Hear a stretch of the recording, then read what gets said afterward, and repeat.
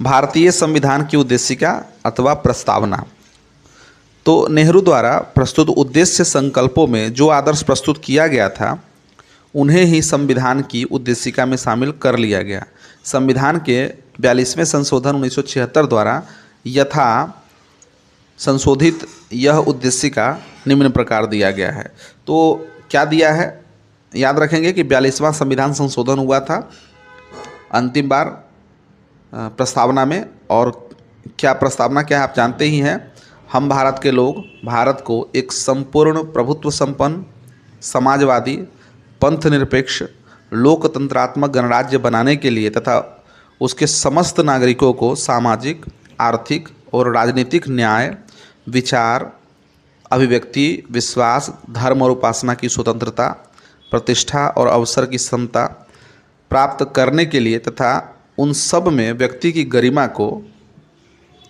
गरिमा और राष्ट्र की एकता और अखंडता सुनिश्चित करने वाली बंधुता बढ़ाने के लिए दृढ़ संकल्प होकर अपनी इस संविधान सभा में आज तारीख 26 नवंबर 1949 ईस्वी मिति मार्गशीर्ष शुक्ल सप्तमी संवत 2006 विक्रमी को एतद द्वारा इस संविधान को अंगीकृत अधिनियमित और आत्मार्पित करते हैं।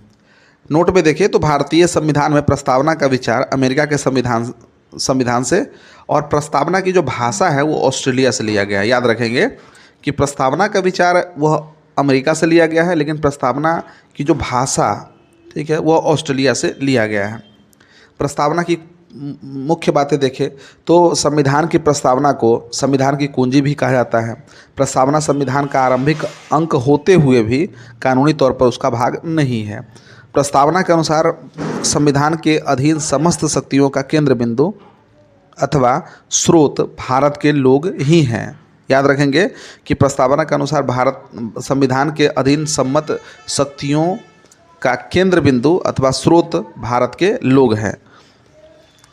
प्रस्तावना में लिखित शब्द जैसे लिखा है कि हम भारत के लोग इस संविधान को अंगीकृत अधिनियमित और आत्मार्पित करते हैं, भारतीय लोगों की सर्वोच्च प्रभुसत्ता का उद्घोष करते हैं। प्रस्तावना को न्यायालय में परिवर्तित नहीं किया जा सकता है। यह निर्णय यूनियन ऑफ इंडिया बनाम मदन गोपाल ठीक है 1957 के निर्णय में घोषित किया गया था। यानी यदि सरकार या कोई नागरिक प्रस्तावना की अवहेलना करता है तो उसकी रक्षा के लिए हम अदालत की सहायता नहीं ले सकते हैं। ठीक है, तो इसे याद रखेंगे कि प्रस्तावना को न्यायालय में प्रवर्तित नहीं किया जा सकता। यह निर्णय यूनियन ऑफ इंडिया बनाम मदन गोपाल 1957 के निर्णय में घोषित किया गया। यानी यदि सरकार या कोई नागरिक प्रस्तावना की अवहेलना करता है तो उसकी रक्षा के लिए हम अदालत की सहायता नहीं ले सकते हैं। बेरूबारी यूनियन वाद 1960 में सर्वोच्च न्यायालय द्वारा निर्णय दिया गया कि जहां संविधान की भाषा संदिग्ध हो वहां प्रस्तावना विधिक निर्वाचन में सहायता करती है। बेरूबारी यूनियन वाद 1960 में सर्वोच्च न्यायालय ने निर्णय दिया जहां संविधान की भाषा संदिग्ध हो वहां प्रस्तावना विधिक निर्वाचन में सहायता करती है।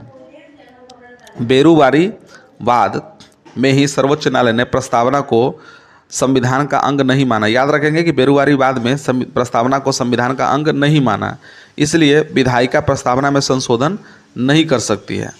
ठीक है, परंतु सर्वोच्च न्यायालय ने केशवानंद भारती बनाम केरल राज्यवाद 1973 में यह कहा कि प्रस्तावना संविधान का अंग है। ठीक है, इसलिए विधायिका संसद उसमें संशोधन कर सकती है। केशवानंद भारती वाद में ही सर्वोच्च न्यायालय ने मूल ढांचे का सिद्धांत दिया तथा प्रस्तावना को संविधान का मूल ढांचा माना। संविधान के मूल ढांचे को संसद में देखिए, संसद जो है संविधान के मूल ढांचे में नकारात्मक संशोधन नहीं कर सकती है। स्पष्टतः संसद वैसा संशोधन कर सकती है जिसमें मूल ढांचा का विस्तार व मजबूतीकरण होता हो। 42वें संविधान संशोधन अधिनियम 1976 के द्वारा इसमें समाजवादी पंथ निरपेक्ष और राष्ट्र की अखंडता शब्द जोड़े गए। भारत के संविधान के प्रस्तावना में 3 प्रकार का न्याय दिया गया है, सामाजिक, आर्थिक और राजनैतिक। 5 प्रकार की स्वतंत्रता दी गई है, विचार, अभिव्यक्ति, विश्वास, धर्म और उपासना। 2 प्रकार के समानता की बात की गई है, प्रतिष्ठा और अवसर, ठीक है, इसका उल्लेख है। भारत का संविधान विश्व का सबसे बड़ा लिखित एवं सर्वाधिक व्यापक संविधान है। यह अंशतः कठोर है और अंशतः लचीला है। नोट में देखिए, लिखित संविधान की अवधारणा फ्रांस की देन है। प्रस्तावना में प्रयुक्त जो स्वतंत्रता, समानता और बंधुत्व जैसे शब्द जो है वह फ्रांसीसी क्रांति से ही प्रेरित हैं। भारतीय राजनीतिक व्यवस्था में संविधान सर्वोच्च है। भारतीय राजनीतिक व्यवस्था में संविधान सर्वोच्च है।